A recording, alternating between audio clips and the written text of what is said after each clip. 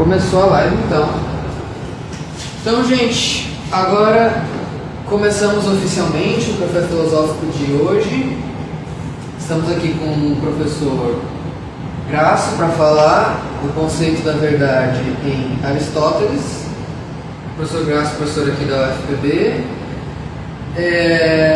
A live vai ficar gravada para depois, quem quiser assistir. Quem tiver alguma dúvida durante esse nosso encontro de hoje, os primeiros 40 minutos da live e dessa live aqui presencial vão ser de apresentação do professor e os 20 minutos finais vão ser de dúvidas.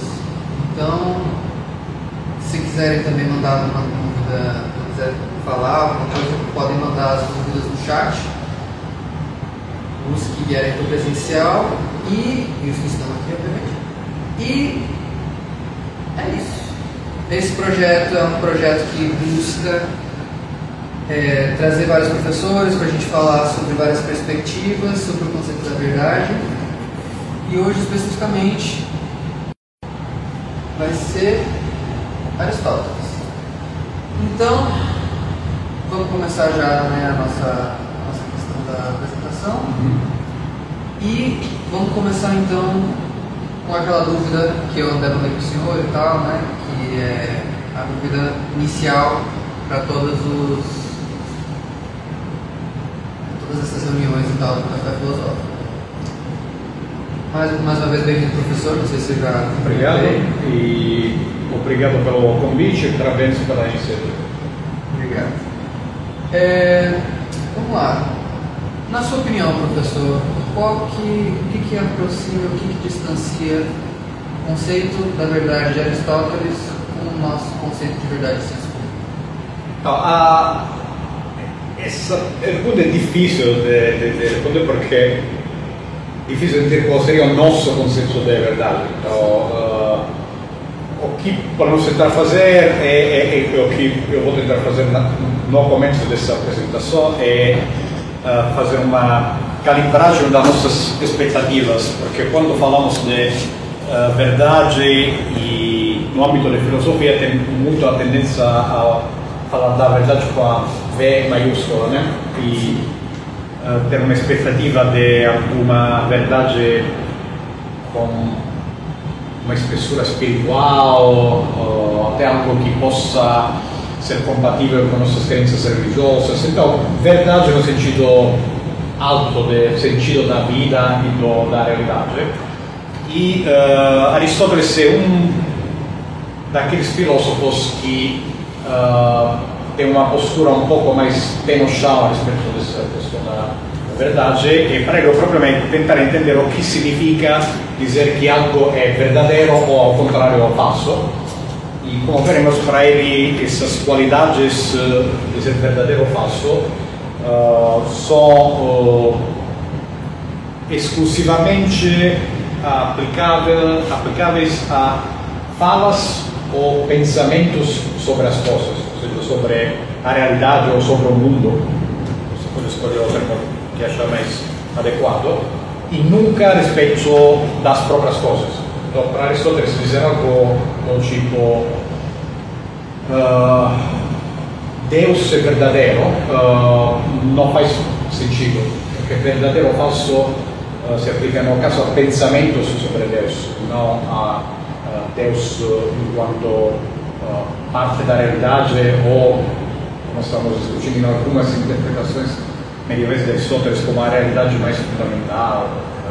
Mas, basicamente é isso. Então, a primeira coisa que eu tentarei dizer para responder isso depende do que você entende com verdade, e de qualquer forma, no caso de Aristóteles, verdade significa algo bem limitado, então seria bom começar rebaixando as expectativas, como dizer, quando falamos de verdade de Aristóteles. Sim. Interessante, mas aí no caso, por exemplo, ele faz essa distinção que a gente estava até fazendo na live passada, né? Você falou muito dessa relação de ser e verdade para Parmênides, Platão. No caso, ele faria uma distinção entre a coisa e o nosso pensamento. Ele faz essa distinção, mas quando usamos a palavra ser, o verbo ser, as coisas se tornam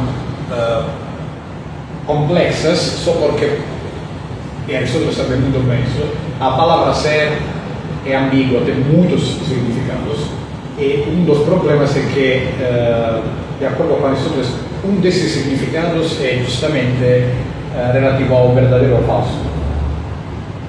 Então, quando usamos a palavra ser, ou por exemplo em terceira pessoa, quando dizemos que algo é, tem um específico uso desse é, que significa constituir uma fala verdadeira ou falsa. Então, o que ele tenta fazer é desambiguar essa palavra e diferenciar de forma precisa quais são os significados dessa palavra. Então, sim, pode ter a ver com verdadeiro ou falso, mas é um certo sentido de ser.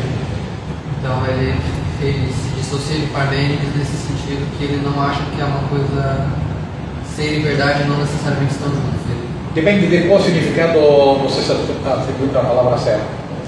Conforme certo significado, sim, ser significa ser verdadeiro, mas não em todos os significados. E para evitar confusões, você tem que sempre separar os sentidos da palavra. Pronto, se o senhor quiser apresentar. Sim, vamos tentar ver todas essas coisas.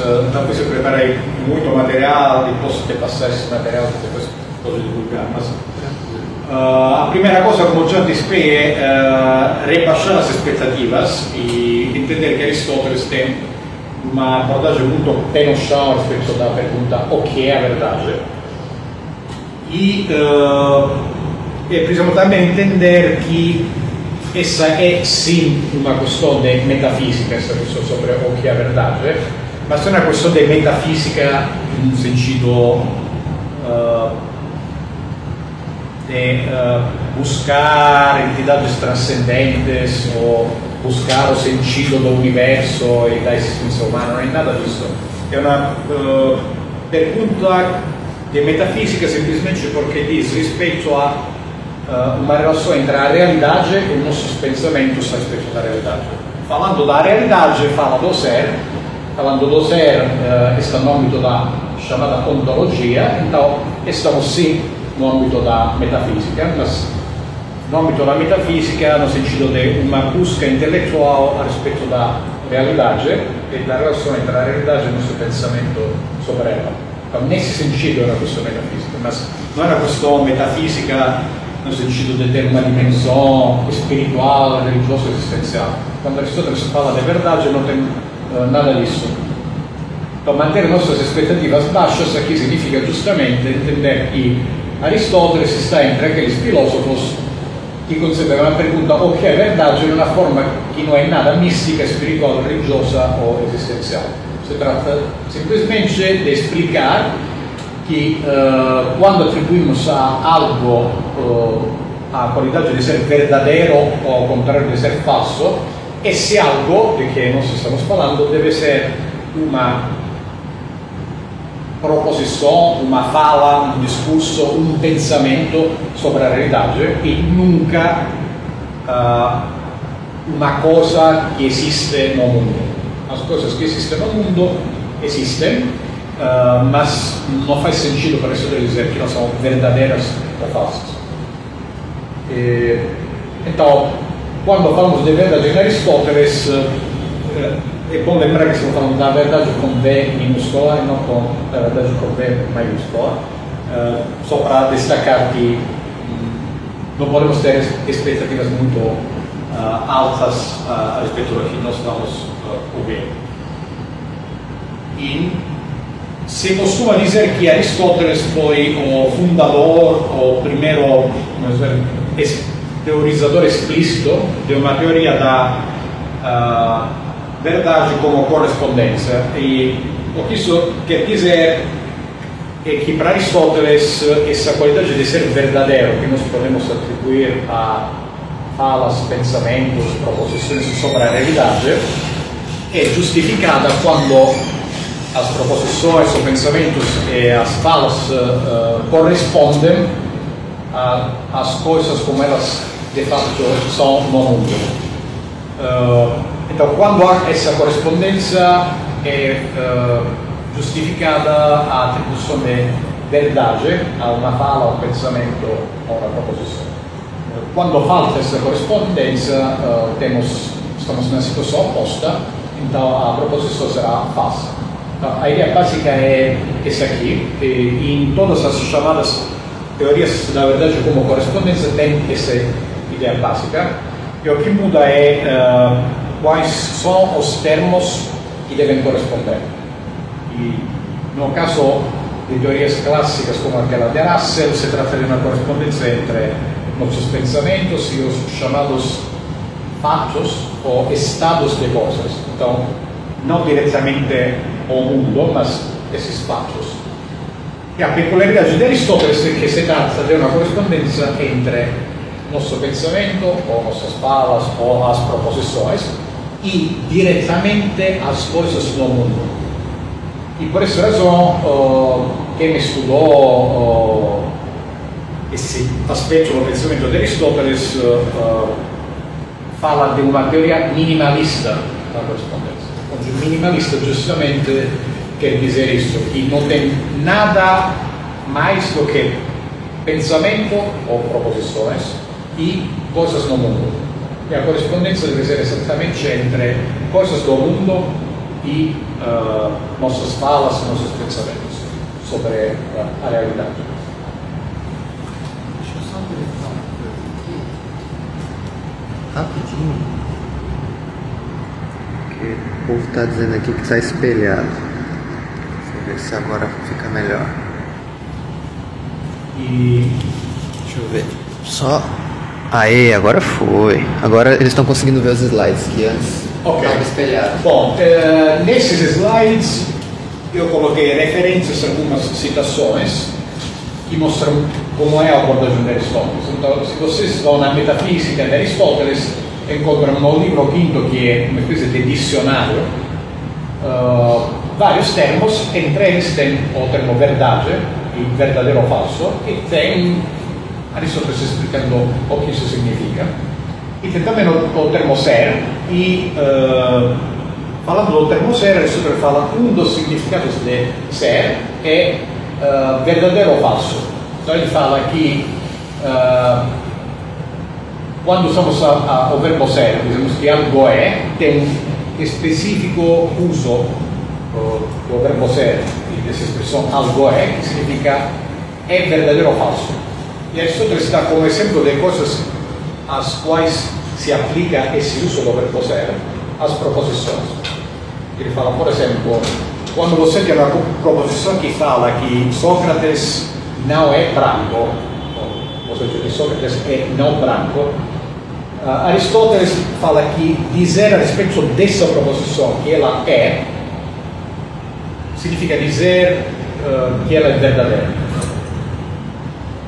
E algo que pode talvez ajudar é entender que esse uso do verbo ser para significar é verdadeiro parece estar por trás naquele uso que tem no português e em outros idiomas também, de terminar uma fala dizendo não é, porque esse não é parece significar justamente, é uma pergunta retórica que quer dizer, será que o que acabei de dizer é falso?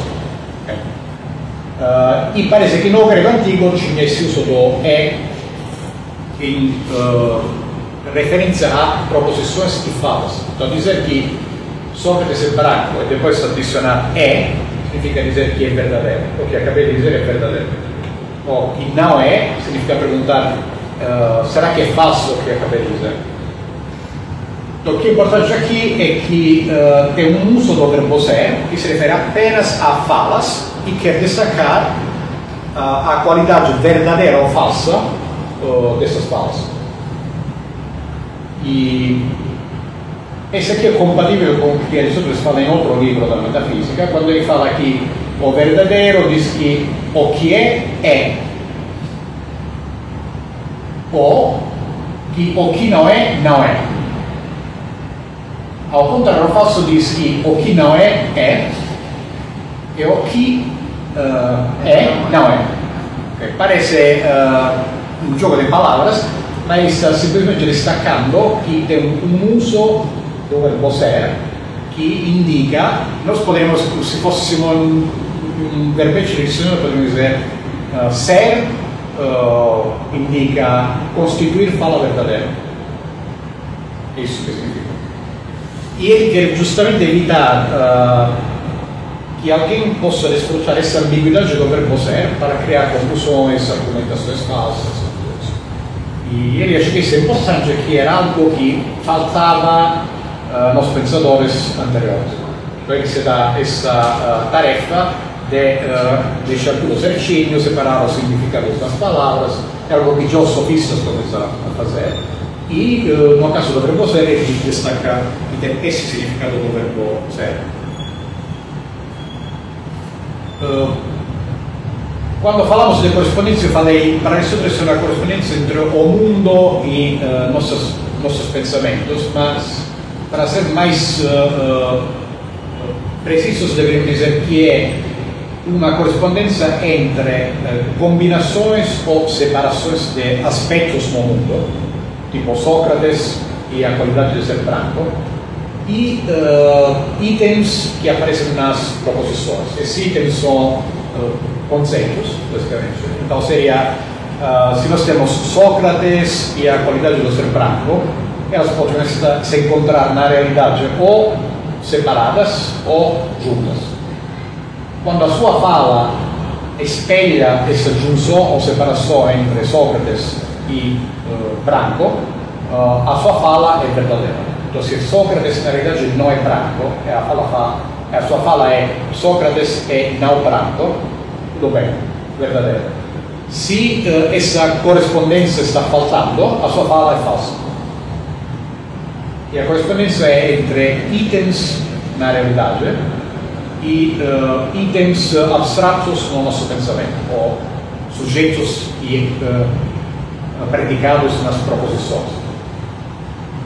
Então, Aristóteles tem essa ideia de que, para entender o que é a verdade e a falsidade, você tem que considerar a junção e separação de coisas, tanto na realidade como nas nossas falas, nos nossos pensamentos a respeito da realidade.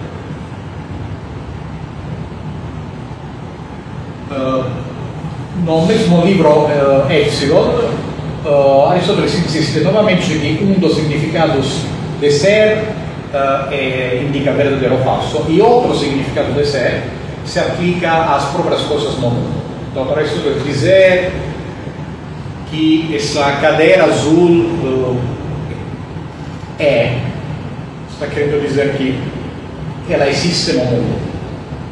Agora, dizer a respeito da minha preposição, a cadeira é azul e ela não significa que ela existe no mundo, significa que ela é verdadeira.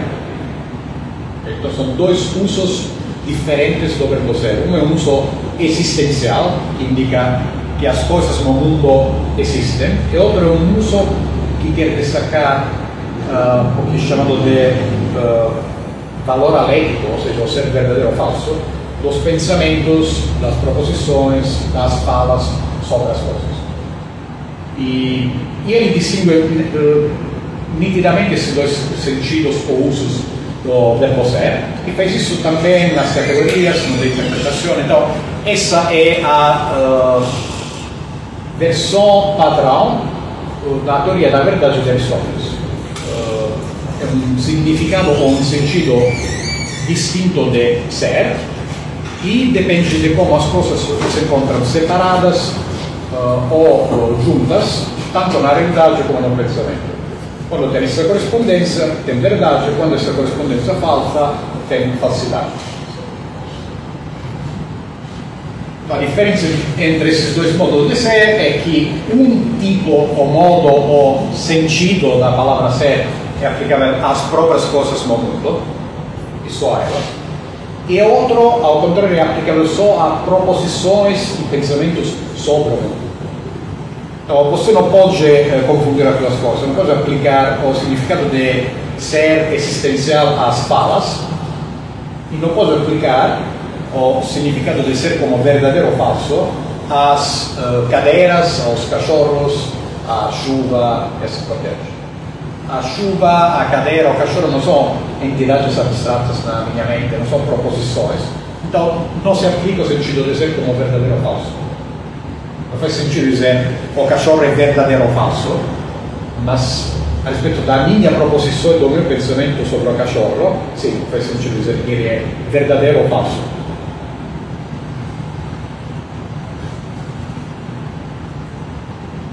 Outra coisa importante que Aristóteles fala, sempre nesse capítulo 4 do livro Epsilon da Metafisica, também conhecido como livro 6, é que esse sentido de ser que se aplica a proposições, pensamentos e falas é secundário e derivativo.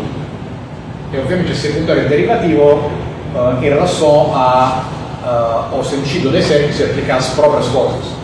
Então, para você ter a qualidade de ser verdadeiro ou falso em uma proposição, deve antes existir uma realidade a qual essas proposições se referem. Nesse sentido, o sentido de ser como verdadeiro ou falso é secundário e derivativo. Se não tivesse a própria realidade, não teria como nem pensar no sentido de verdadeiro ou falso. Justamente perché? Porque verdadeiro e falso depende da correspondência entre as falas e o mundo. Se não tem um mundo, não tem um verdadeiro ou falso.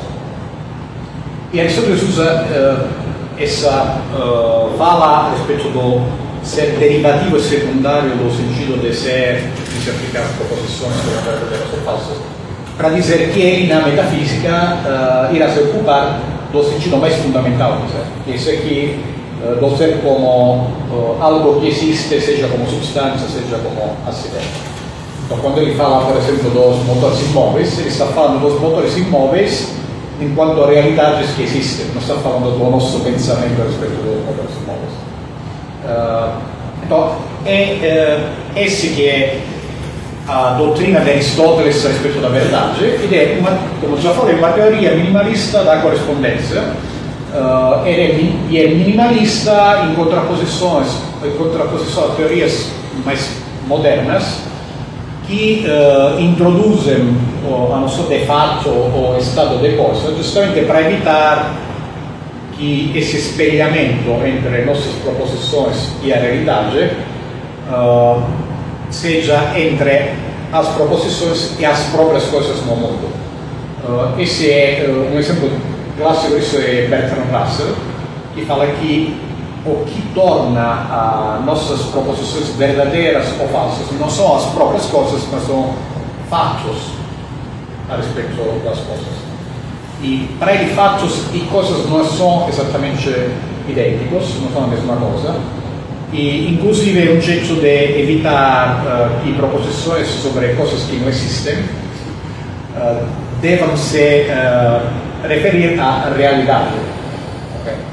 Se você faz como Aristóteles, você quer um experimento entre as coisas e as proposições, não tem essa possibilidade de dizer que o que torna uma proposição verdadeira ou falsa não são as próprias coisas, mas estados e fatos que são atrelados às coisas, mas não são as próprias coisas. O ponto aqui é simplesmente lembrar que Aristóteles tem uma teoria da correspondência e que essa teoria é minimalista porque não precisa de fatos e estados de coisas, mas teoriza que a correspondência seja entre proposições e o mundo e as coisas. Proposições aqui é o que nós pensamos, o conteúdo do nosso pensamento. Tem proposições no sentido dos lógicos, mas você poderia dizer falas, discursos, conceitos, pensamentos. Para Aristóteles isso seria a mesma coisa. Então, no caso, para ele, a verdade seria uma questão só dessa relação digamos assim, do sujeito com a realidade, da mente do sujeito com a realidade. Sim, sim. E, obviamente não uso a palavra sujeito, mas entre, sim, proposições ou pensamentos e a realidade, ou discursos. Discursos é melhor. Sujeito, com os antigos é complicado. Discursos. Então, no caso, por exemplo, levando em consideração a live de ontem, o professor falou muito sobre a questão das deusas, que eles tinham na Grécia essa relação das deusas da verdade, tudo que revelariam digamos assim, para os devotos, né, uma experiência. Então, para Aristóteles não há essa relação de transcendência no sentido místico. É uma coisa só da relação do sujeito com seria mais empírico. Ele não. Isso também é verdade, mas o ponto não é esse. O ponto é que ele não usaria a palavra verdade para a deusa, mas usaria a palavra porque a deusa existe, no caso. Mas poderia dizer que a fala da deusa é verdadeira. Então é uma questão de ter esse cuidado no uso das palavras. A fala da deusa é verdadeira. E é verdadeira se o que a deusa fala corresponde a como as coisas estão. Okay.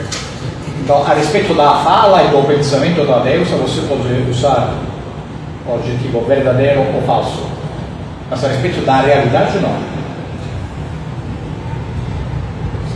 No caso, então, essa noção da verdade como essa relação de discurso, de pensamento com as coisas em si, seria, digamos assim, a gente poderia dizer que seria um início do pensamento científico ocidental, ou não? Eu não diria isso. É muito grandioso, sim.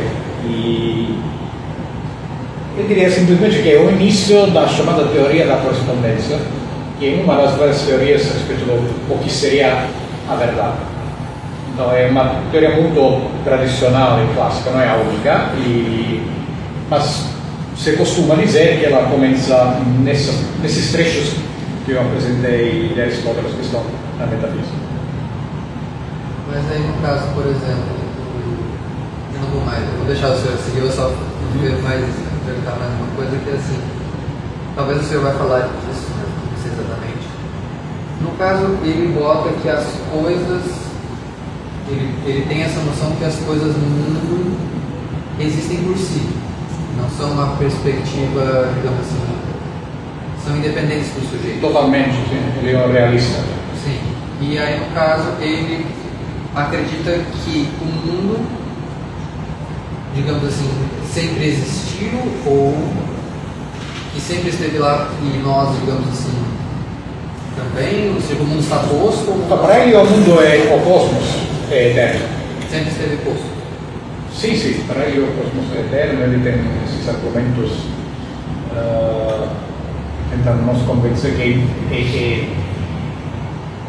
é até quase uma contradição tentar pensar não só como o começo do tempo, o começo do movimento. Cosmologia, ele acredita que o cosmos, o universo, o mundo é eterno. Mas, de novo, esse aspecto não tem a ver diretamente com o que ele considera a verdade. A verdade é uma qualidade das nossas falas sobre ela. Não, mas nessa perspectiva de ele ser realista. Sim, sim, totalmente, ele é realista. Não é o fato de que nossas falas são verdadeiras ou ao contrário falsas. Não depende de nós. Depende da correspondência entre elas e o mundo, ou da falta de correspondência entre elas e o mundo.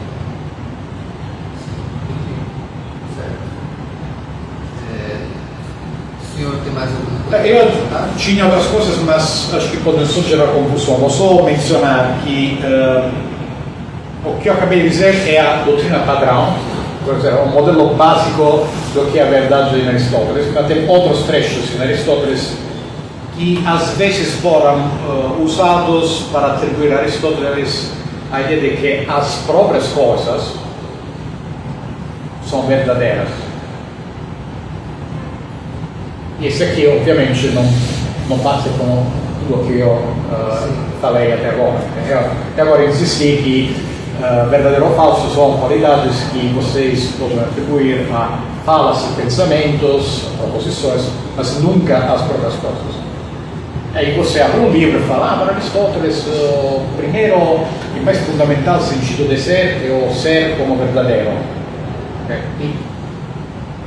Então, alguns acham que Aristóteles falou isso porque tem uma contradição na atenção ao pensamento dele, tem uma evolução na carreira intelectual dele, tem várias coisas que circulam, mas a perspectiva que eu acho mais acertada não é só ela, é uma tendência dos estudos sobre Aristóteles contemporâneos, é que Aristóteles às vezes usa a palavra aletheia, que significa verdade, em um sentido que era comum no grego da época para dizer realidade.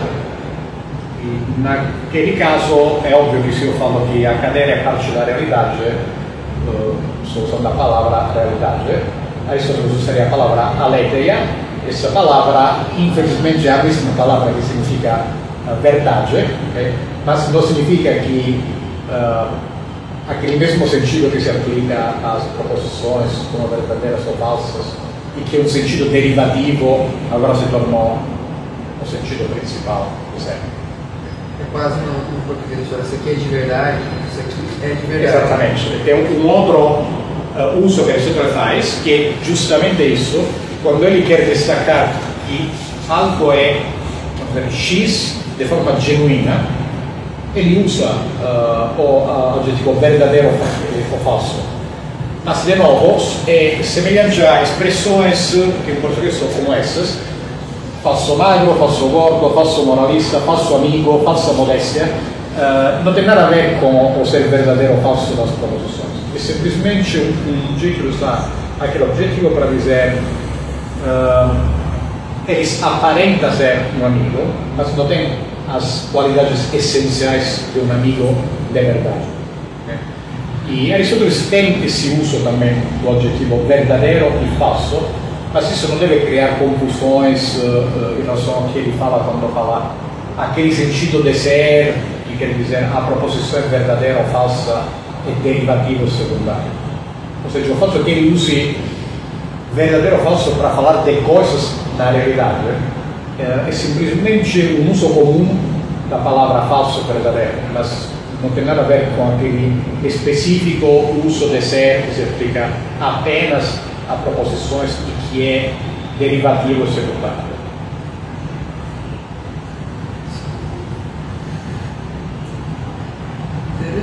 Interessante.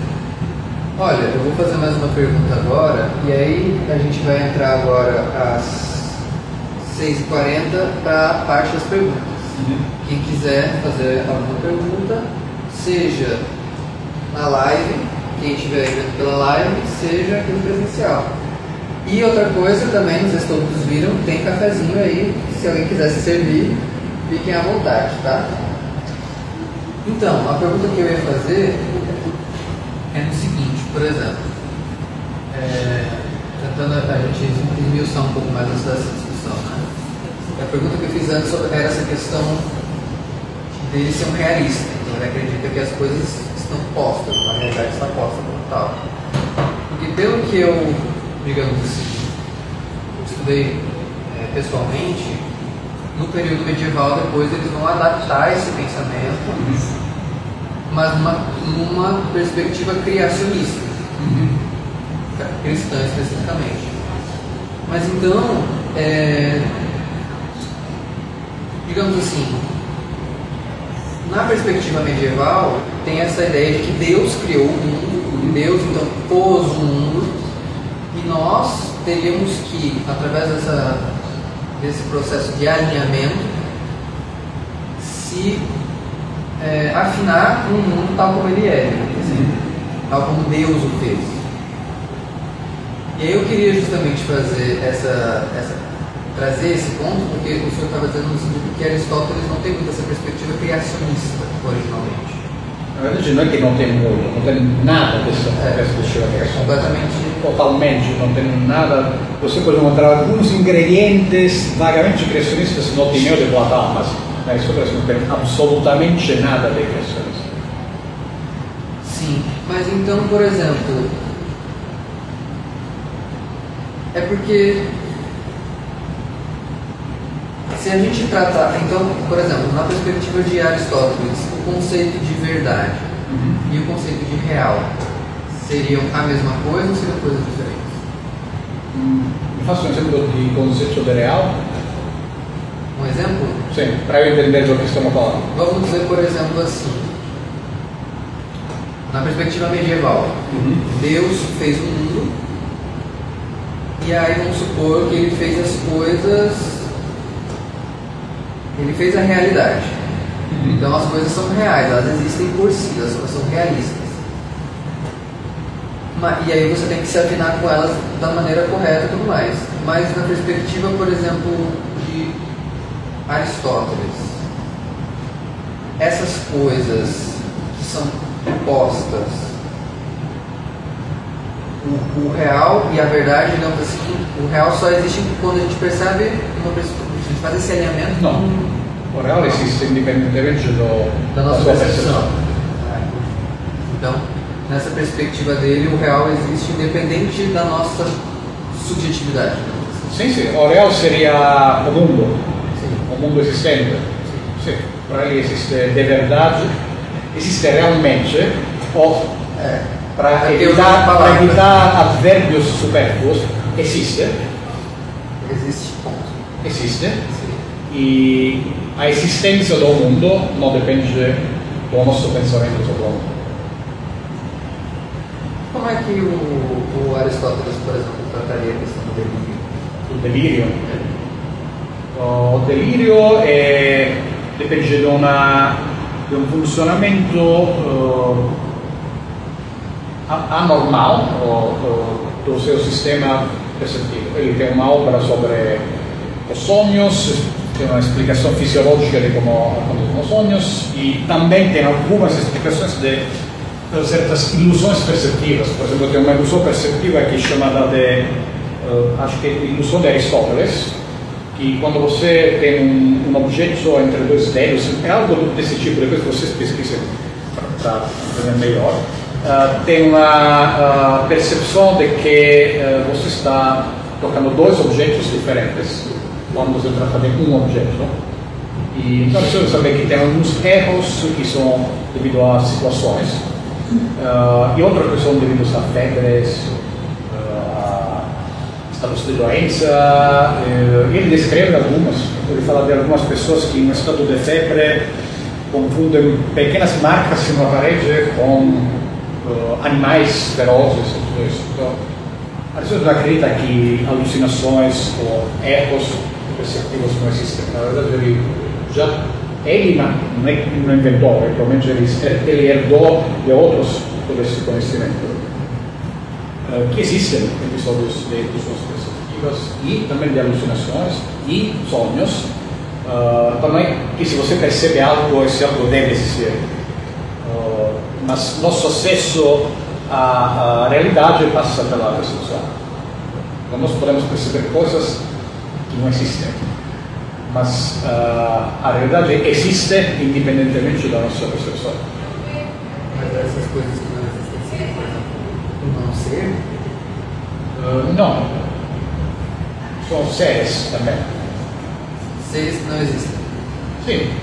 Na verdade, Aristóteles são seres que existem. O ponto é que Aristóteles não tem um significado de existir simples. Aristóteles, cada categoria expressa um significado de existir diferente.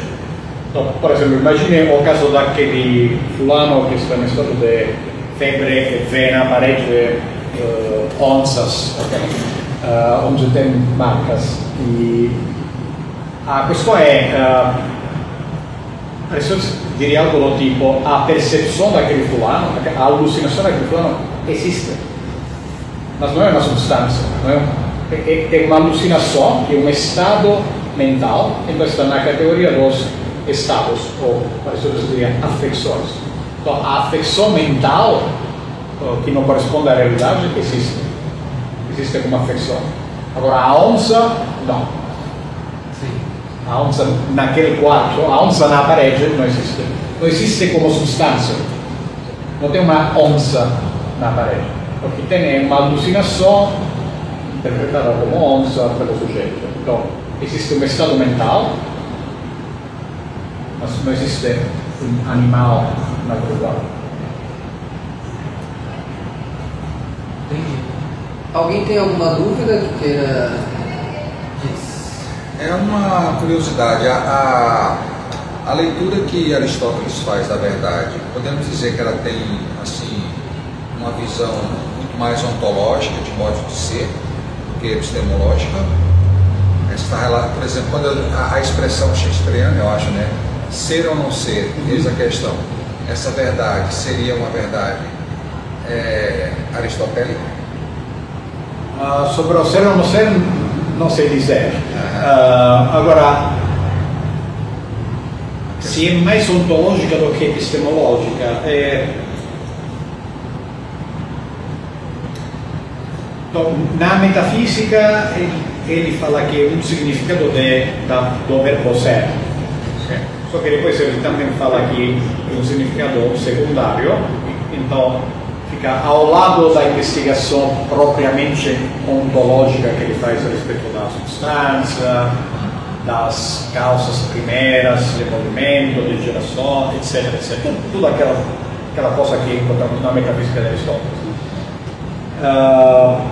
E também podemos dizer que algumas das coisas que ele fala a respeito da verdade estão em obras que não são a metafísica, mas são obras que são hoje classificadas como obras de lógica, ou nós poderíamos dizer de filosofia da linguagem ou de epistemologia.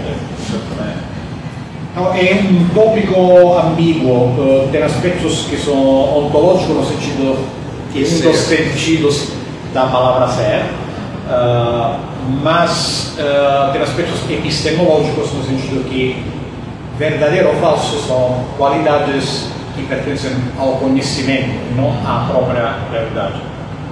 Eu acredito que, na verdade, já em Aristóteles é um tópico ambíguo, e ainda hoje é um tópico ambíguo, porque está entre epistemologia e metafísica, apesar de ser, acho que pelo menos na filosofia em língua inglesa é tratado como um tópico da área de metafísica, mas difícil fazer epistemologia sem falar do verdadeiro ou falso, né? Então, acho que em Aristóteles tem a mesma ambiguidade que tem ainda hoje em filosofia. Então, é um tópico que você pode tratar ou em ontologia, quando você quer destacar o aspecto de que tem uma relação com a realidade. Então, no momento que você fala de realidade, está no âmbito da ontologia e da metafísica. Ou se você quer tratar isso mais como uma propriedade do conhecimento, do pensamento, aí você destaca mais o aspecto epistemológico. Não sei se talvez é uma resposta decepcionante, mas eu acho que tem essa ambiguidade. Não sei te dizer se está mais de um lado ou do outro, vamos dizer que é uma ambiguidade e é difícil responder e atribuir essa noção só numa. Beleza. Alguém tem mais alguma dúvida que queira perguntar para o professor?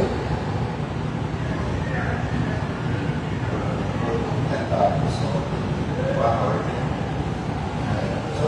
Uma pequena provocação.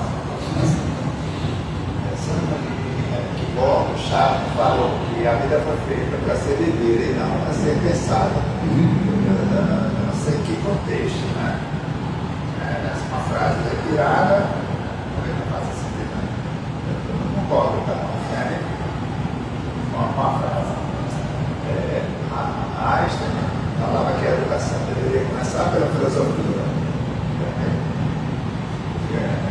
Toda a nossa cultura ocidental está moldada nos gregos, aquela uma coisa linda. Agora, o professor ensinando assim, uma essência de priorização, né? Para os leigos, isso eu não acho que fica inacessível. Excesso. Teoria, programava ali. Então você está achando que essa apresentação foi inacessível ou que Aristóteles tem um pensamento inacessível? Que a filosofia, de uma maneira geral, sabe? É uma linguagem de aprofundamento, né? Os gregos e o que eles questionavam, admiro o pensamento, sabe? Mas quando fica muito teorizado, entende? Posso dizer pessoalmente, mas é uma opinião minha. Eu acho que falta um esforço, mas em ambientes acadêmicos em geral, não só na filosofia, de cortar o academismo e a sofisticação quando dá para cortar. Agora, tem momentos que não dá para cortar. E lá é um percurso e precisa, infelizmente, passar por etapas, como acontece em todas as coisas da vida. Se você joga um esporte, não pode jogar imediatamente no nível das pessoas que jogaram por 30 anos. Okay? Dito isso, eu não sei se é o que você está dizendo, então não sei o que você pode dizer, concordo, mas do jeito que interpretei a pergunta, concordo que às vezes tem academismos desnecessários que poderiam ser reduzidos ou cortados.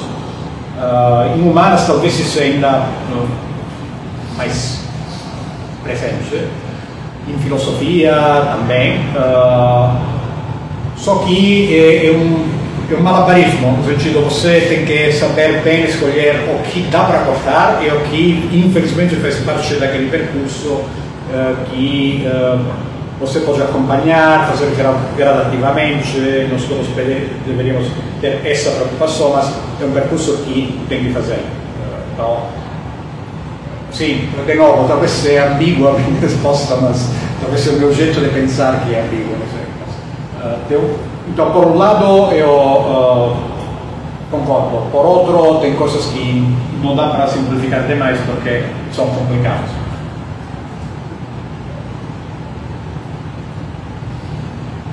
Bom, vou pegar uma pergunta aqui da live. Então. Por que Aristóteles não é considerado o pai da ciência moderna? Na sua visão, professor? Porque ele não é o pai da ciência moderna. Não, mas assim, então por que que... Primeiramente porque ele é antigo e não é moderno. A ciência moderna é a ciência que nasce no século XVI, mais ou menos. Galileu, Kepler, Copérnico, cada pessoa pode colocar isso onde gosta mais, mas é mais ou menos ao redor do século XV, XVI, XVII. Então, para uma questão temporal, chegou antecipadamente. Então, vou mudar um pouco a pergunta. Por que ele não é considerado o pai da ciência? Então, acho que é porque o que nós chamamos de ciência é a tradição ocidental europeia que nasceu naqueles séculos que eu quero dizer e que nasceu em contraposição ao modelo aristotélico que na época dominava no ensino universitário institucional. Então Aristóteles se tornou, nessa retórica, se tornou inimigo da ciência moderna, mas essas são simplificações. Aristóteles, para a época dele, ele estava na fronteira do que era a ciência na época, e no contexto histórico dele, ele fazia também ciência. Então ele é chamado de pai da biologia, e a biologia aristotélica, a zoologia aristotélica foi uma das últimas coisas que foram superadas pela ciência moderna. Eu acho que ele tinha o espírito de um cientista, claro, um cientista que se formou na escola de Platão. Então eu gostaria de dizer que Aristóteles era um biólogo platonista, mas ele tem um olhar de um cientista e sobre muitos aspectos ele é um empirista. Então eu acho que a razão por que não é considerado um cientista, o pai da ciência, e esse aqui, que naquele momento histórico ele se tornou um símbolo da ciência antiga, que nem era ciência, que tinha, os cientistas da época tinham uma urgência de superar, mas são simplificações. para quem gosta de slogan, posso dizer tranquilamente que Jesus não é o pai da ciência, especialmente da ciência moderna, mas quem gosta de entender o desenvolvimento das coisas, talvez deveria aprofundar um pouco mais. Mas uma boa contextualização. Então, mais uma pergunta. Alguém tem mais alguma pergunta? Só dentro dessa linha, pode ser? Pode. A afirmação no pensamento de Descartes, penso, logo existo, não tem fundo aristotélico, não? Não. Não tem. Mas se você tem interesse nisso, do que parece, essas são lembranças de quando estudava, eu li que tem uma boa antecipação de algo muito parecido a isso em Avicenne, o filósofo árabe, que tinha essa experiência mental de homem suspenso no céu, onde não podia perceber nada, mas ainda tinha uma espécie de, nós diríamos hoje, de consciência de si mesmo. Mas é o que eu lembro, mas posso usar isso como começo da pesquisa também para ver se eu lembro algo direito ou estou me enganando completamente. Mas tem especialistas de filosofia medieval que consideram isso como uma ideia precursora daquele código cartesiano. Geralmente, se vamos ver estereótipos, seria uma das ideias modernas, porque seria a manifestação desse subjetivismo, até individualismo, que já estava nascendo na época moderna, etc. Então, até tradicional isso aqui, que é uma ideia original muito significativa do Descartes. Depois, os medievalistas parece que encontraram algumas raízes que não eram exatamente modernas, mas pelo menos é o que me lembro. Alguém tem mais alguma pergunta, alguma dúvida? Bom, então eu acho que falta 7 minutos. Eu vou fazer então talvez uma última pergunta. Se quiser, eu tenho a cereja no bolo para os heideggerianos. Ah, tem aí? Tem. Então pode aproveitar. Então, o último trecho que eu tinha anotado, porque tem uma importância, no âmbito dos estudos aristotélicos tem uma importância nesse âmbito, que é uma fala que tem no começo do capítulo 10, de um livro da metafísica, que é o livro 9, também conhecido como o livro dela. Esse aqui é curioso porque é um dos poucos, mas significativos exemplos onde o trabalho dos filólogos, das pessoas que vão lá lendo os manuscritos gregos medievais e lendo as grafias dos medievais que escrevem em grego e comparam os vários manuscritos para dizer qual é o texto mais confiável, o texto grego mais confiável de Aristóteles. Então, é uma daquelas ocasiões em que você agradece esse trabalho feito por especialistas de filologia. Por quê? Porque tem uma versão do texto grego da metafísica onde parece que Aristóteles afirma algo que, de novo, é em contradição com o que eu falei, porque parece que ele fala isso. Ser verdadeiro ou falso de maneira mais estrita, isso ocorre assim nas coisas, como resultado de serem combinadas ou divididas. E se verdadeiro ou falso ocorre nas coisas, nessa altura deveria despertar como assim? Se as coisas não tinham as relações de verdadeiro ou falso? Exatamente. Acabamos de dizer, repetir com base em trechos de Aristóteles que as únicas coisas verdadeiras ou falsas para Aristóteles são nossas falas e nossos pensamentos sobre as coisas. E agora é aí que sai com ser verdadeiro ou falso de maneira mais estrita ocorre nas coisas.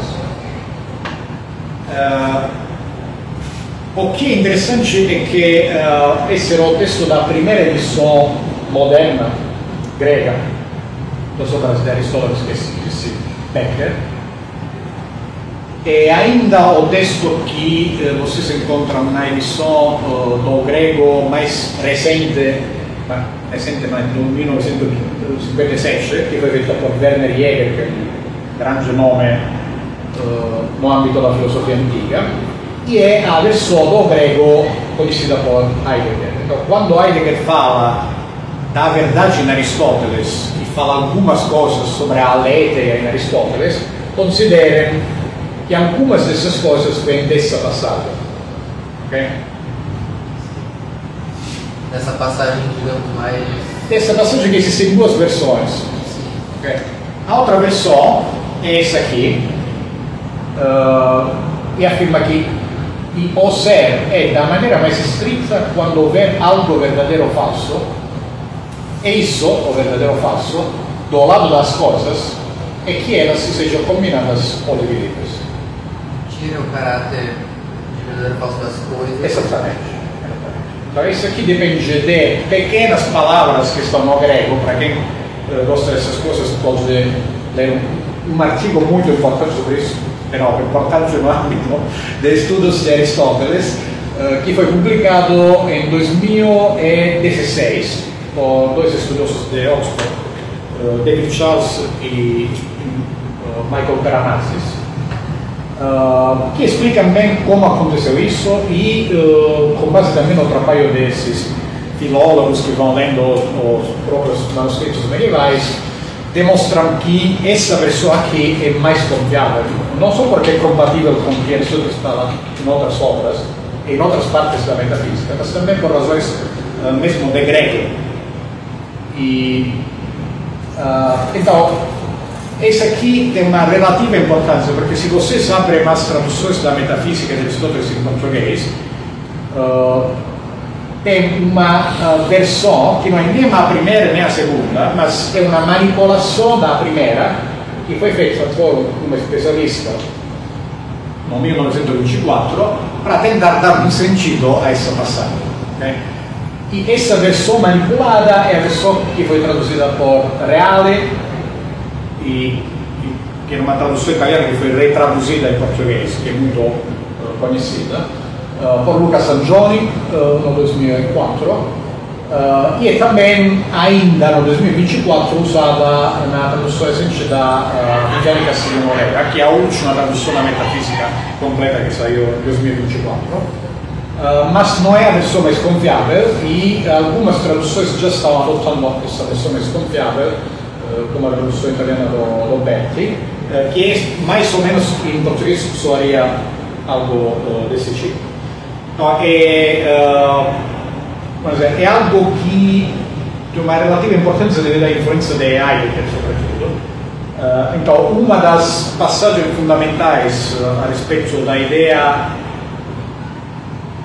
que vocês encontram nas interpretações heideggerianas de Aristóteles, e que seria a ideia de que as próprias coisas são verdadeiras em um sentido mais profundo, mais forte, não existe na Aristóteles. É uma passagem que deriva de uma corrupção do texto grego, que teve uma certa fortuna e que vocês ainda encontram em algumas versões do grego.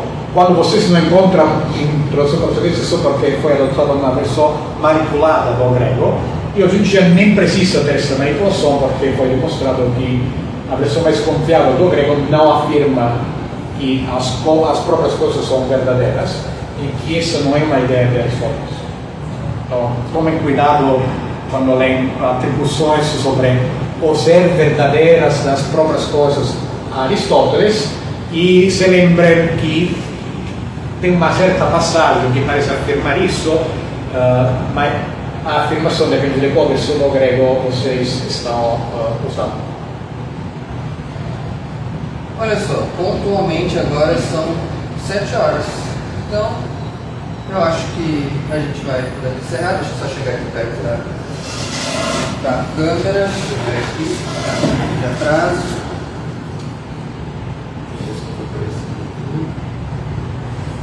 Tá dando pra ver aí? Tá dando pra ver? Beleza. Então, pronto.